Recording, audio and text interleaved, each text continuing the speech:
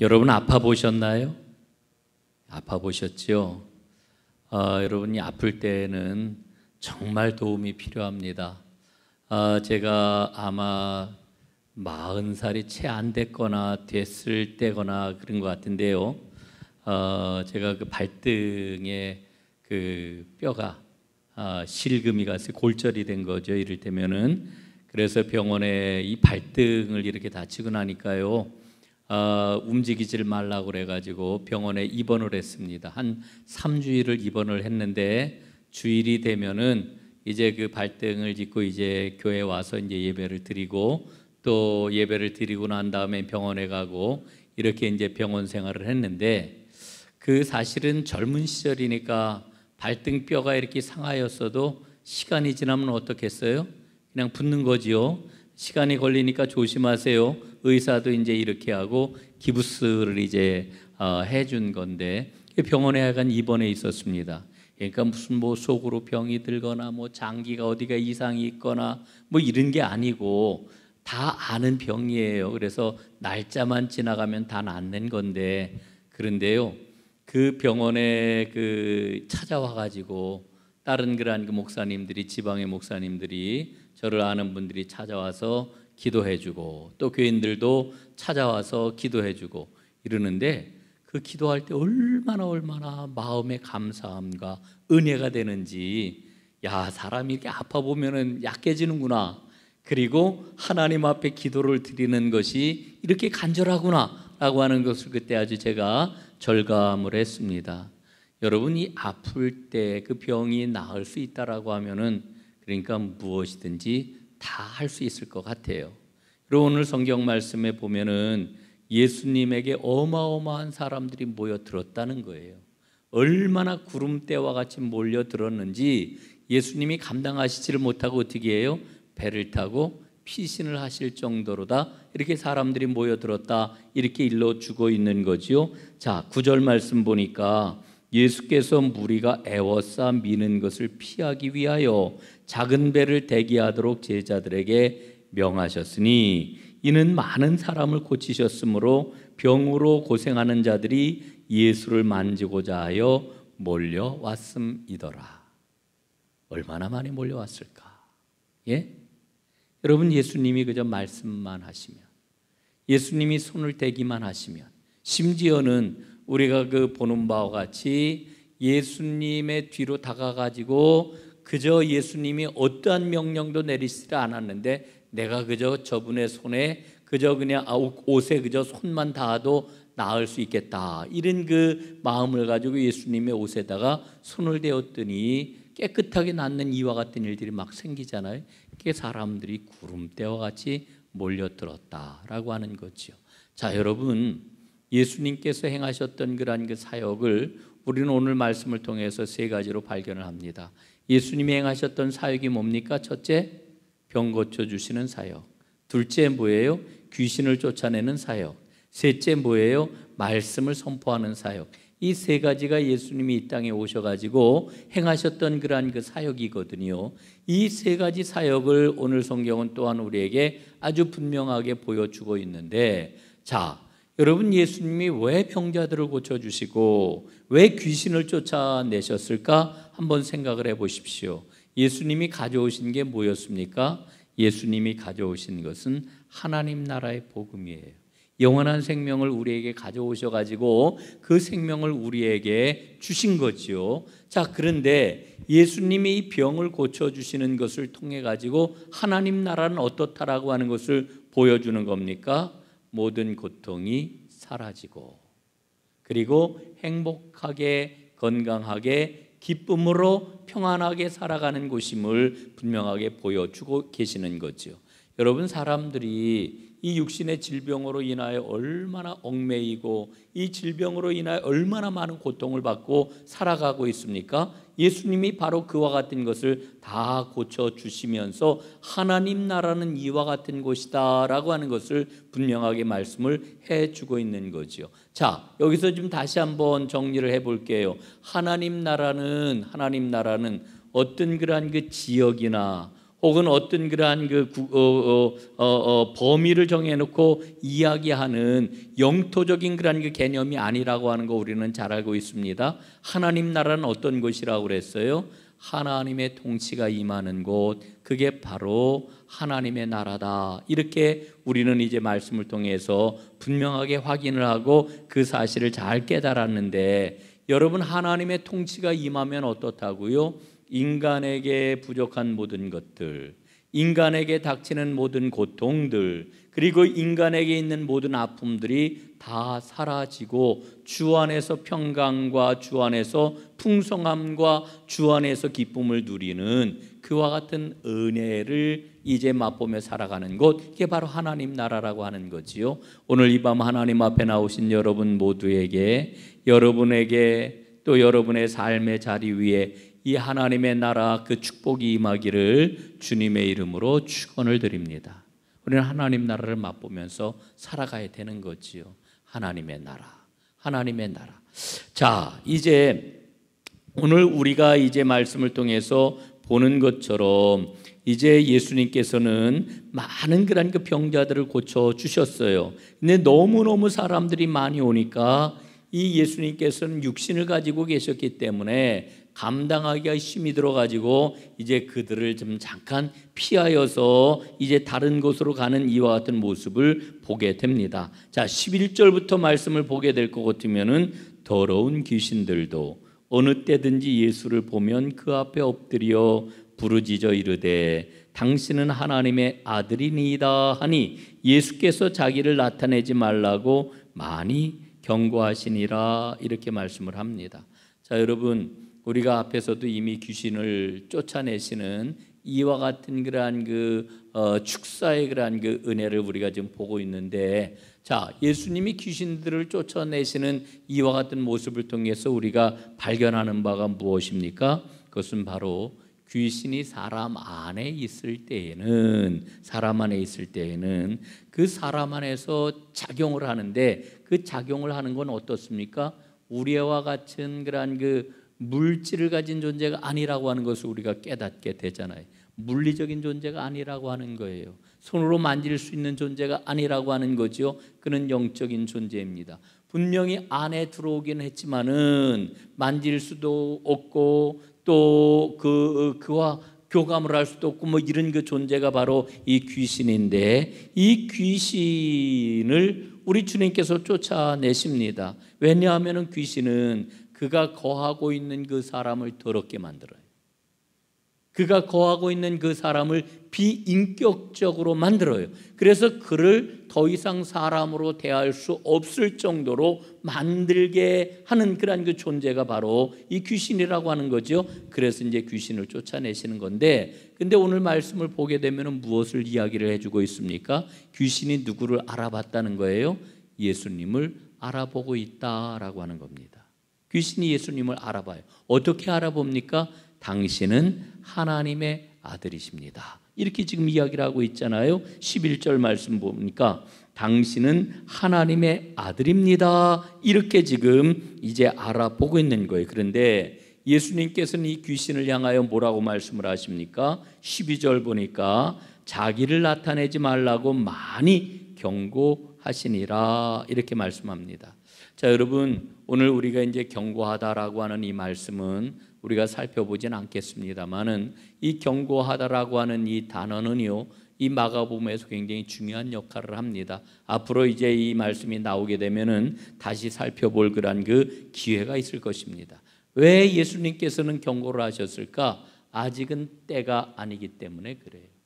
여러분, 실질적으로 이 마가복음은 처음부터 뭐라고 선언을 하고 시작을 합니까? 하나님의 아들 예수 그리스도 복음의 시작이라 하는 그런 그 말씀으로 이 마가복음이 시작이 되잖아요. 그럼에도 불구하고 이 마가복음을 읽어 내려가고 있는데, 지금 이 3장에서도 예수님께서는 자기가 누구인지를 아직 드러내지 말아라, 말하지 말아라, 엄히 경계하고 계시는 것을 우리가 보게 되는 거지요. 왜 그런고 하니 아직 주님의 때가 이르지 않았기 때문이다 라고 하는 사실을 우리가 여기서 발견을 합니다. 자, 이제 오늘 말씀 가운데서 예수님의 그런 그 3대 사역, 병을 고쳐주시고 귀신을 쫓아내시고 말씀을 가르치시는 이 세 가지 사역을 통해 가지고 사람들이 엄청나게 예수님께 모여드는 이와 같은 상황들을 우리가 목격을 하게 되는데,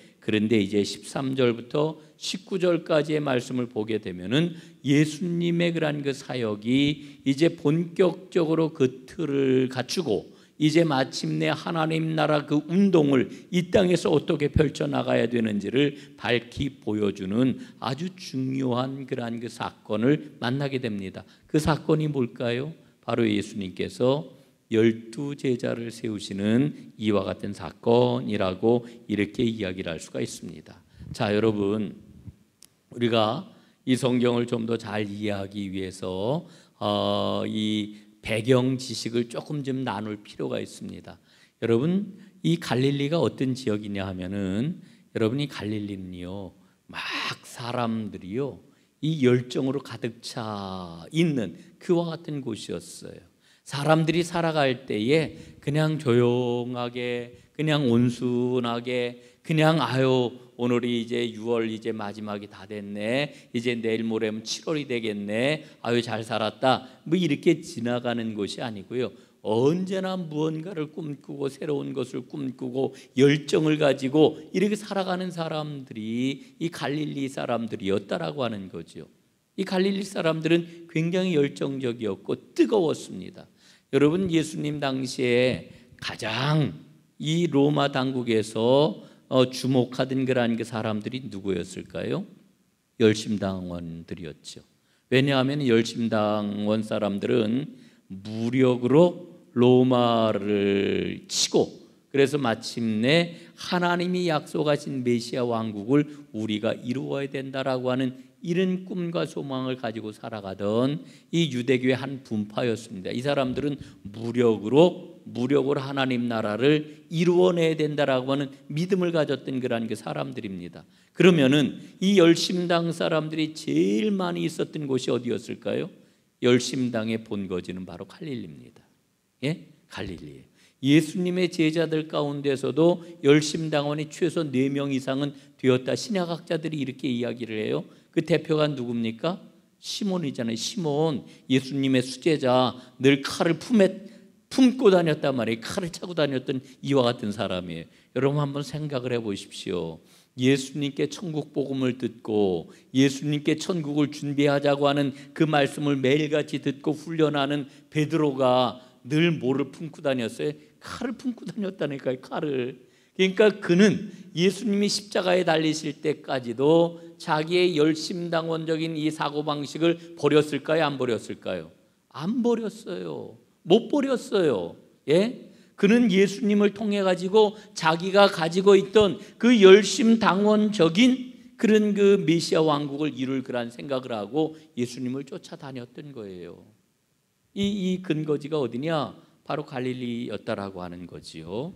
그래서 당시 갈릴리는 세상적으로 이야기를 하면은 혁명을 꿈꾸는 사람들이 모이는 장소가 바로 갈릴리였다, 이렇게 이야기를 할 수가 있는 거지요. 그리고 그런 상황 가운데서 예수님이 12 제자를 모시고 12 제자를 세우시는 이와 같은 그러한 그 모습은 새로운 사회를 꿈꾸는 전형적인 제스처라고 이야기할 수가 있는 거죠. 여러분, 우리가 정치하는 사람들 보면은요, 정치하는 사람들은 항상 뭐를 꿈꿔요? 권력을 잡을 걸 꿈꾸잖아요. 예? 나쁘게 얘기를 하면은, 부정적으로 얘기를 하면은 이 권력을 쟁취하는 거고요. 긍정적으로 보면은 그 권력이라고 하는 힘을 통해 가지고 온 세상 모든 사람들을 이롭게 하려고 하는 그런 행위가 정치 아니겠어요? 우리는 이 뒤에다가 그 의미를 부여하기 때문에 정치인들을 그래도 우리가 이 사람들은 그래도 공의를 위해서 일하는 사람들이라고 인정을 해주는 거죠. 그러나 만약에 이 공의가 아니고 자기 권력을 쟁취해서 자기만을 위해서 살아간다라고 하면 그건 타락한 권력 아니겠어요? 예. 자, 그런데 어쨌든 중요한 것은 수많은 사람들이 지금 예수님께 모여들어요. 그리고 엄청나게 많은 사람들이 예수님 이야기를 하면서 희망을 가져요. 그리고 예수님께서는 이들에게 생명이 있는 그 나라가 무엇인지를 강력하게 말씀을 해주고 계셔요. 이 군중들은 예수님의 그 말씀을 듣고 예수님의 그런 그 행위를 보고 더욱더 열광을 해요. 그리고 더 많은 관심이 지금 집중이 되고 있어요. 그런데 예수님이 지금 뭐를 하고 있어요? 당신에게 모여든 사람들 가운데서 12명을 뽑아가지고 제자단을 딱 세우는 거죠. 그러니까 이 일 자체는요, 우리가 세상적인 눈으로 보게 될 것 같으면은, 야, 이 예수라고 하는 분이 뭔가를 획기적으로 지금 도모하는 그와 같은 순간이로구나, 이렇게 이야기를 할 수가 있는 그런 그 순간인 것입니다. 여러분, 오늘 예수님이 제자들을 세우셨는데 제자가 몇 명이에요? 12입니다. 12. 우리는 뭐 12이라는 숫자를 너무나 잘 아니까 당시 이 유대인들도 12이라고 하는 숫자를 딱 보는 순간 뭐를 느꼈겠어요? 아, 이제 마침내 하나님의 나라 그 메시아 왕국이 이루어질 건가 보다라고 하는 이와 같은 생각을 갖게 되었지요. 여러분, 우리가 창세기 말씀을 보면은 야곱에게 아들이 모두 몇 명이었습니까? 12명의 아들이었고, 그 12명의 그러한 아들들이 바로 이스라엘 12지파의 시조가 되었다라고 하는 것을 우리는 잘 알고 있습니다. 그리고 실질적으로 이 12지파가 이스라엘 왕국의 기초가 되었다라고 하는 거 우리가 잘 알고 있지요. 그리고 이 이스라엘 왕국이 나중에 둘로 쪼개지게 되는데, 여러분, 유다 지파, 베냐민 지파는 남쪽 왕국이 되고 나머지 10개의 그러한 그 지파는 북왕국 이스라엘을 이루게 되었던 것도 우리가 잘 알고 있지 않습니까? 자, 그런데 여러분, 주전 7세기에 그만 아수르의 그러한 그 침공을 받고 북쪽의 10지파는 무너지고 말았습니다. 그리고 역사가 흘러가면서 실질적으로 10지파는 거의 사라지고 말았다라고 하는 것이 역사적인 사실이잖아요. 예? 역사적인 사실이에요. 여러분, 나중에 남유다가 멸망하고 이제 그 유다 백성들이 바벨론 포로로 끌려갔을 때는 다른 지파들이 끌려간 거 아니에요. 유다 지파, 그리고 베냐민 지파, 약간 남아있는 베냐민 지파 사람들이 끌려간 거예요. 그런데 여러분, 놀라운 건 뭐냐면은 선지자들이 포로기 이후에 이전에도 마찬가지입니다만은 포로기 때에 그 선지자들이 뭐를 이야기를 해요? 포로기 때 선지자들이 회복을 얘기를 해요. 회복. 이스라엘이 회복될 것이다. 그런데 어떻게 회복이 돼요? 하나님께서 이미 없어진, 이미 다른 민족과 막 섞여가지고 제대로 흔적도 찾을 수 없는 그러한 그 10지파까지도 다 회복이 돼요. 이스라엘 12지파가 회복될 것이라고 하는 이와 같은 말씀을 거듭해서 주시잖아요. 이게 유대의 꿈이 되었어요. 이스라엘의 꿈이 되었어요. 그리고 유대인들은 실제로 그와 같은 회복의 때를 기다리면서 그들이 하나님을 섬기면서 지금 기다리고 있는 거예요. 예수님 때가 바로 그와 같은 때예요. 아, 하나님께서 머지않아 우리에게 이제 이스라엘을 회복시켜 주실 그날이 올 것이라고 하는 이와 같은 믿음을 갖고 있었다라고 하는 거죠. 그래서 하나님은 이스라엘을 다시 한번 위대한 민족으로 우리를 회복시켜 주실 것이다. 이게 바로 유대인들의 믿음이었다라고 하는 거지요. 그런데 예수님이 지금 제자들을 몇 명을 세우세요? 12명을 세우시는 거예요. 12명. 예수님이 12명의 제자를 세울 때에 그 예수님이 12명의 제자를 세우는 걸 보고 사람들은 뭘 생각을 했겠어요? 아, 이제 메시아 왕국이 정말 우리에게 다가왔는가 보다. 저 예수님을 통해 가지고 그 일이 이루어질 것인가 보다라고 하는 이와 같은 생각을 가졌던 것이지요. 그래서 지금은 이제 우리가 기다려온 회복의 때, 그 때가 우리에게 왔다라고 하는 이와 같은 생각을 가졌던 것입니다. 자, 여러분, 예수님께서는 하나님 나라를 가지고 이 땅에 오셨는데 예수님의 그러한 그 말씀을 우리가 좀 다시 한번 생각을 해봐야 돼요. 예수님이 마태복음에서 뭐라고 그러셔요? 내가 율법을 폐하러 온 것이 아니요 어떻게 했다고요? 율법을 완성하러 왔노라 말씀을 하셔요. 여러분, 예수님은 철저하게 이 유대인의 그러한 그 율법, 유대인에게 주셨던 하나님의 말씀을 기초로 그 말씀을 통해 가지고 하나님이 이루어 가실 구원의 역사를 이제 펼쳐가고 있는 것을 우리는 발견을 하게 되는 거지요. 그래서 12를 세운다라고 하는 것은 우리 주님께서는 분명하게 구약의 이스라엘에게 주셨던 그 꿈을 바로 예수님을 통해 가지고 완성할 것이라고 하는 것을 일러주고 계시는 겁니다. 물론 우리 주님께서 이루실 그 나라는 사람들이 꿈꾸었던 것처럼 정치적으로 그리고 물리적으로 현상적으로 어떤 나라를 회복을 하고 나라를 세우고 이르는 이와 같은 그러한 그 눈에 보이는 그러한 그 왕국을 우리 주님께서 이루실 것은 아니었지만은, 그러나 이 영적으로 보게 될 것 같으면은 이미 일러주셨던 그 예언의 말씀들이 주 안에서 어떻게 완성이 될 것인지를 우리 주님께서 선명하게 보여주시는데, 그 선명함을 이제 명확하게 드러내신 사건이 바로 12 제자들을 세운 이와 같은 사건이라고 다시 한번 우리가 정리를 할 수가 있는 것입니다. 자,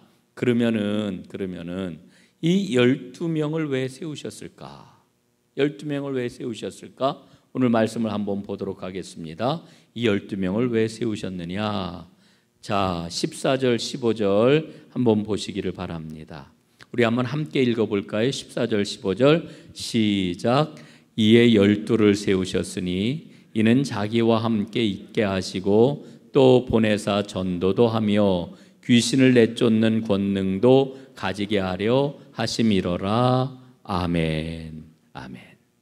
자, 여러분, 예수님께서 12명의 제자를 세우신 이유가 이제 14절과 15절에 기록이 되어 있는데, 그 목적을 한번 보게 되면 첫째 14절에 보니까 함께 있게 하시려고, 함께 있으려고, 예수님께서 제자들하고 함께 있으려고 그들을 세우셨다는 거예요.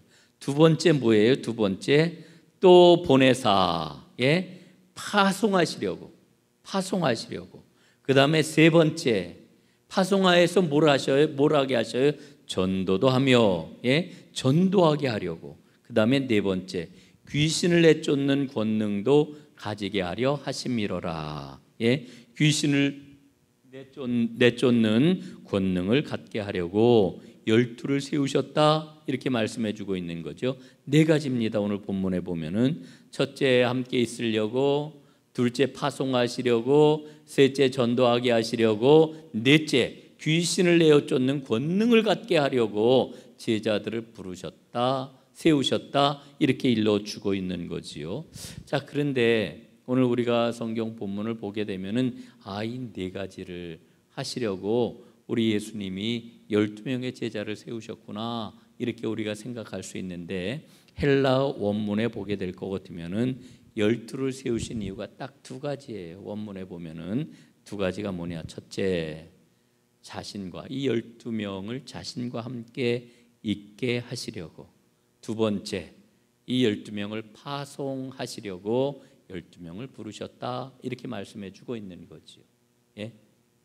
자신과 함께 있게 하려고, 그리고 파송하시려고 12를 부르셨다라고 하는 그런 그 이야기입니다. 자, 여러분, 우리는 이 두 가지 이유 때문에 예수님이 12 제자를 세우셨다라고 하는 이 말씀을 보면서 첫 번째 생각을 해보아요. 나와 함께 있게 하려고 내가 12를 세운다. 이게 예수님의 그런 그 마음이거든요. 여러분, 이 사실을 한번 깊이 생각을 해보세요. 나는 하나님께 필요할까요? 필요하지 않을까요? 여러분, 거꾸로 나에게 하나님은 필요하신 분입니까? 필요하지 않으신 분입니까? 필요하지요. 난 예수님 사랑해요. 나는 예수님이 필요해요. 예수님 오셔서 날 도와주세요. 예수님 날 고쳐주세요. 나를 좀 위로해 주세요. 나에게 평안을 좀 주세요.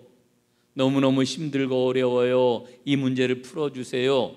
우리가 늘 주님께 이렇게 이야기를 한단 말이죠. 우리가 이런 기도를 드리잖아요. 이런 이야기를 주님께 우리는 늘 아뢰는단 말이에요. 그런데 어느 날 문득 주님께서 뭐라 그러셔요? 난 내가 필요하단다. 예? 예수님이 나한테 난 네가 필요하단다. 오늘 좀 나와 함께 친구해 주지 않으련? 여러분, 예수님이 자기와 함께 있게 하려고 제자들을 부르셨다는 거예요. 여러분, 이제 예수님이 인간의 몸을 입고 이 땅에 오셔서 인간의 삶을 사시는 동안 당신과 함께 있게 하려고 예수님이 제자들을 부르셨다. 이렇게 우리가 좁게도 이 말씀을 해석할 수 있습니다만은, 여러분, 우리가 하나님을 만나는 사건을 우리가 고백을 하면 어떻게 고백을 해요? 나는 주님을 인격적으로 만났습니다 이러잖아요. 인격적으로 만났다는 이야기가 뭐예요? 인격적으로. 예? 우리 지휘자님, 저하고 인격적으로 만났다는 게 뭐예요? 예? 나하고 사귄다는 거 아니에요? 사귄다는 거. 예? 여러 가지 대화도 나누고 어려움도 나누고 기쁨도 나누고, 예? 그러면서 의지하며 또 돌아보며 이러면서 살아간다는 것 아니겠어요? 여러분, 하나님과 인격적으로 만나는 거를 여러분, 우리는 자꾸 일방적으로만 생각을 해요. 나는 하나님의 사랑을 충만하게 맛보았어. 하나님의 은혜를 얼마나 많이 맛보았는지 몰라. 그냥 일방적으로 나는 받는 것만 생각을 하고 받는 것만 고백을 하고 받는 것만 이게 인격적인 관계를 갖는 거라고 생생하게, 그래도 나는 주님을 생생하게 만나고 있어, 이렇게 생각을 혹시 하시는 건 아닌지 모르겠어요. 중요한 거는요, 우리 주님이 날 필요로 하셔요. 나를. 여러분, 예수님이 12 제자를 부르실 때 그런 관계를 원하셨던 거예요. 나도 너희의 사랑이 필요하다. 나도 너희의 이해가 필요하다. 여러분, 이런 장면이 성경에 많이 나와요. 여러분, 요한복음에 보면은요, 예수님이 오병이어의 기적을 베푸신 다음에 하늘로부터 내려오는 살아있는 생명의 떡을 말씀해 주시는데, 그 말씀을 듣고 수많은 사람들이 너무너무 어렵다, 이건 도무지 이해가 가지 않는다, 예? 우리가 잘못 왔는가 봐. 그러면 막 사람들이 막 뿔뿔이 흩어져 떠나가거든요. 그때 예수님이 제자들에게 뭐라 그러셔요? 너희들도 가려느냐? 너희들도 가려느냐? 여러분, 인간 예수님이 얼마나 그 마음의 외로움과 마음의 아픔과 마음의 서운함과 이루 말할 수 없는 그러한 그 안타까움을 느끼셨으면은 제자들에게 그러셨겠어요. 너희들도 가려느냐? 그런데 저는 베드로가 참 훌륭한 사람이라고 생각을 해요. 뭐라고 대답을 해요? 생명의 말씀이 주께 있사온데 우리가 네게로 가오리까? 우리는 안 가겠습니다. 우리가 가다니요. 그때 우리 주님의 마음이 얼마나 기쁘고 얼마나 뿌듯하셨을까? 예? 여러분, 겟세마네 동산에서도 마찬가지 아니에요? 예수님께서 정말 땀방울이 핏방울이 되도록 기도하시는데 제자들이 그냥 함께 기도하자고 그랬는데 이 사람들 그냥 자는 거예요. 자고 있는 거예요. 예수님 뭐라 그러셔요? 너희가 잠시도 깨어 나와 함께 기도할 수 없었더냐? 예? 이게 무슨 말씀이에요? 야, 너희들 기도해야 된다. 여러분, 이런 말씀으로 이 말씀이 읽혀지시나요? 그건 1차원적으로 말씀을 보는 거예요. 정말 예수님의 마음은 지금 어디 마음 둘 데가 없는 거예요. 의지할 데가 없는 거예요. 완전히 인생 지금 벼랑 끝에 몰려 있는 거 아닙니까? 누구라도 나와 함께 마음을 같이 하고 나를 좀 알아주고, 주님 제가 여기 있어요. 주님, 제가 기도를 그렇게 하지는 못하지만 그래도 주님과 함께 있고 싶어요. 주님, 저 깨어 있어요. 아마 주님은 이런 말씀을 듣고 싶어 하셨을 거예요. 여러분, 우리 믿음이 정말 깊어졌으면 좋겠어요. 깊어지는 믿음은 다른 게 아니고요, 주님께서도 나를 필요로 하신다. 예? 나를 필요로 하신다. 우리의 위로를, 우리처럼 격려를, 우리처럼 사랑을 필요로 하시는구나. 이걸 다시 한번 우리가 깨닫고 그와 같은 사실을 마음에 새길 필요가 있다라고 하는 거죠. 두 번째는 파송하시려고, 사명을 주시려고 제자들을 부르셨다라고 하는 겁니다. 예.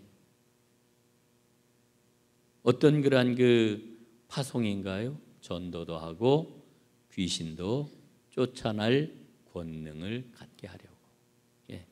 사실 오늘 그 말씀을 보게 되면은요, 파송을 하시는데 주님이 파송하시는 이유는 바로 말씀을 전하고, 그리고 이 땅에 억압이 되어 있는 모든 이와 같은 그러한 귀신 들린 자들을 쫓아내는 이와 같은 권능을 주시려고 제자들을 부르셨다라고 하는 것을 일러주고 있는 겁니다. 사랑하는 여러분, 오늘 이 밤 우리가 주님 앞에 부름받았습니다. 오늘 우리가 이 자리에서 주님 앞에 세움을 받고 있는지도 몰라요. 예. 우리가 늘 주님 앞에 인생을 살아가면서 순간순간 세움받는다라고 하는 이와 같은 그러한 믿음의 상황들을 만날 때마다 잊지 마세요. 주님은 나를 필요로 하신다. 그리고 주님은 나를 파송하기를 원하신다. 그런데 나를 파송하시는 주님께서는 나에게 모두 주실까요? 능력도 주신다. 여러분, 그런데 그 능력은 미리 주시는 게 아니에요. 미리 주시는 게 아니에요. 내가 주님께 파송을 받고 보냄을 받고 주님의 일을 감당하려 할 때에 주님께서 그 순간 나에게 부어주시는 거예요. 믿음을 가지고 나아가야죠. 오늘 찬양 잘하셨어요. 예? 얕은 물가에서, 예? 먼 바다로 나가지 못하고 그냥 그 찰싹거리는 작은 파도 보고 마음이 졸여가지고 못 가는 사람은 절대 능력받을 수가 없는 거지요. 사랑하는 여러분, 주님은 우리를 파송하기를 원하시기 때문에 우리가 나아가게 되면 그 험한 파도 능히 헤쳐나갈 수 있는 힘과 능력을 주실 줄로 믿습니다. 하나님 법칙이에요. 이제 말씀을 오늘 마무리하겠습니다. 오늘 12명의 이름이 나오지요. 12를 세우셨으니 16절, 시몬에게는 베드로라는 이름을 더하셨고 세베대의 아들 야고보와 야고보의 형제 요한이니 이 둘에게는 보아너게 곧 우레의 아들이라는 이름을 더하셨으며 또 안드레와 빌립과 바돌로메와 마테와 도마와 알페오의 아들 야고보와 미타데오와 가나안인 시몬이며 또 가룟 유다니 이는 예수를 판 자더라. 여러분, 예수님의 제자들의 성격, 성품, 직업, 성향, 지식, 또 그들의 직업은 했지요. 그들의 신앙, 이런 게 다 천차만별이었어요. 12인 12색 다 달라. 다 제각각이에요. 신앙의 스펙트럼을 놓고 보면요, 오른쪽에서부터 왼편까지 그냥 쫘르륵 다 그냥 늘어져 있는 거예요. 성격도 그렇고. 예수님께서 이렇게 각양각색의 제자들을 데리고 하나님 나라를 펼쳐나가려고 그러시다니. 여러분, 우리가 하나님의 일을 제대로 잘 하기 위해서는 정선된, 능력이 있는, 잘 훈련된, 아주 순종적이거나 아주 모든 것들이 다 성품까지 구비된 이런 사람들이 모이면 하나님의 일 잘할 것 같아요. 그런데 이만 중구난방이에요. 막 근데 예수님이 이 12 제자의 면면을 통해서 우리에게 주시는 도전이 있으셔요. 교회가 이와 같은 곳이다 말씀하시는 거죠. 교회가 다 제각각이에요. 다 제각각. 오늘 제가 시간이 많이 됐네요.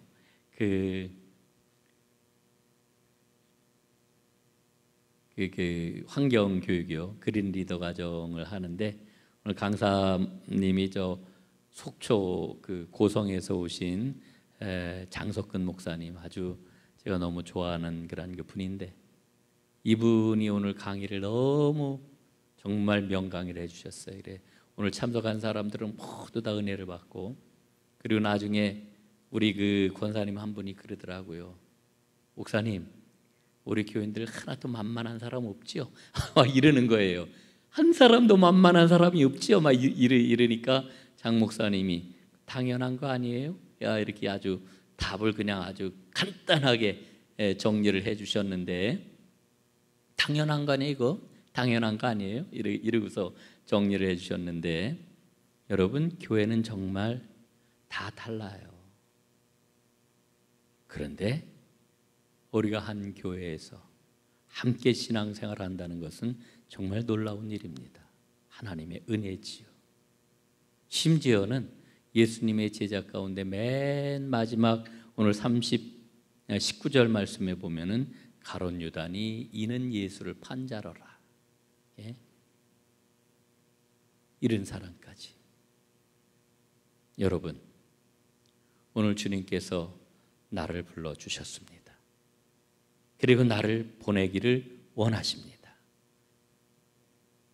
이 믿음 꼭 붙잡고 주의 길을 힘차게 걸어가는 하나님의 사람들이 다 되시기를 주님의 이름으로 축원합니다. 기도하겠습니다. 아버지 하나님, 감사합니다. 예수님이 이 땅에 하나님 나라 복음을 가지고 오셔서 아픈 자를 고쳐주시고 귀신 들린 자를 온전하게 회복시켜 주시고, 그리고 생명의 말씀을 전하여 주심으로 우리에게 살 길을 열어주셨습니다. 이제 저희가 주님 앞에 구원받았을 뿐만 아니라 이제 주님께서 기뻐하시는 바대로 불리움을 받고 주님 앞에 세움을 받았으니 주님과 늘 함께 동행하며 주님께서 나를 간절히 바라고 계시다는 것을 깨닫게 하셔서 이제 후로는 더 멋지고 아름다운 생명과 복의 길을 걸어가는 하나님의 사람들이 다 되게 하여 주옵소서. 오늘도 주의 말씀 마음에 새기고 돌아가겠습니다. 말씀이 살아 움직이게 하옵소서. 예수님 이름으로 기도드리옵나이다. 아멘.